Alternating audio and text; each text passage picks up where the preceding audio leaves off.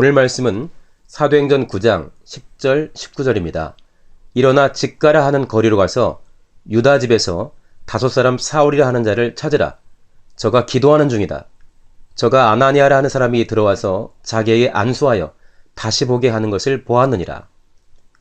주의 제자들을 향해 살기가 등등한 사울과 그 일행이 다메섹에서 행할 핍박을 예상하면서 아마도 긴장 가운데 자신과 다메섹 성도들을 위해 기도하고 있었을 아나니아에게 상당히 의외의 말씀이 임했습니다. 심한 핍박을 피해 어디로 떠나라 라든지 두려워 말고 죽도록 충성하라 라는 말씀이 아니라 사울이 도착했는데 어디 있으니 가서 안수해서 눈을 뜨게 하라는 말씀입니다. 자신이 파악한 다메섹 상황과 좀 맞지 않은 것 아닌가 싶은 아나니아는 주님께 다시 물었고 주님은 그럼에도 가라고 말씀하시면서 하나님의 계획을 나타내 주셨습니다. 순종한 아나니아는 하나님이 말씀하신 그대로를 현장에서 체험하게 되고 하나님의 일은 아마도 아나니아와 다메섹 성도들이 애초에 예상했던 것과는 전혀 다른 방식으로 더 극적으로 진행되어 나갑니다. 본문을 묵상하면서 두 가지를 함께 나누고자 합니다. 첫째는 하나님은 하나님께서 원하시는 일들을 하나님의 방식대로 준비하며 진행해 나가신다는 것입니다. 하나님의 능력과 지혜를 동원하여 하나님 수준에서 최선을 다해 당신의 일을 이루어 가시는 하나님을 우리는 성경 구석구석에서 많이 목격할 수 있습니다. 하나님과 사람들의 수준 차이에 대해 이사야 55장에서는 쉽게 하늘과 땅의 차이만큼 크다고 알려주십니다.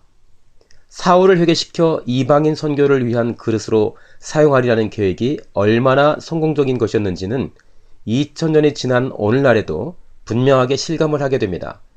죄인을 사랑하사 살리시려고 하나님이 대신 죽어주신 계획은 또 얼마나 놀랍습니까? 하나님께서 원하시는 대로 일이 진행되는 것이 최선 중에 최선입니다. 둘째는 순종입니다. 하나님의 선하심과 크심을 인정할 때 나와 우리를 향한 하나님의 구체적인 부르심과 인도하심에 대한 순종은 최선의 선택이며 행복한 특권입니다. 순종은 하나님이 철저하게 준비해 놓으신 일들, 때론 사람의 기준으로는 당황스럽고 뭔가 아닌 듯 하더라도 하나님 입장에서는 기가 막힌 계획에 초청을 받는 것이기 때문입니다. 아나니아는 다메섹의 상황에 대해 특히 사울 일행과 관련해서 자신과 동료들이 최신 정보를 가지고 있다고 생각했습니다.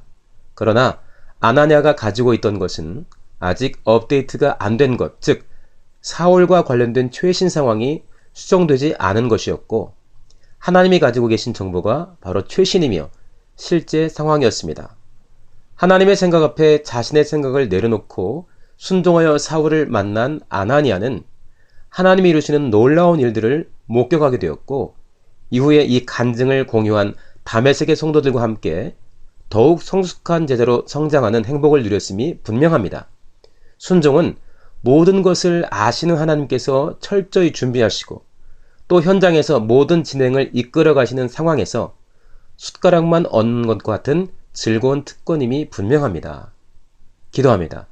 하나님 아버지, 저를 포함한 개혁 성도들 모두에게 복주사 범사에 하나님의 크심과 선하심을 인정하며 감사하게 하시고 구체적인 부르심의 순간순간마다 내 생각을 내려놓고 큰 기쁨으로 즐거이 하나님의 생각을 택하고 순종하면서 하나님이 이루어 가시는 아름답고 놀라운 일들에 참여하게 하옵소서.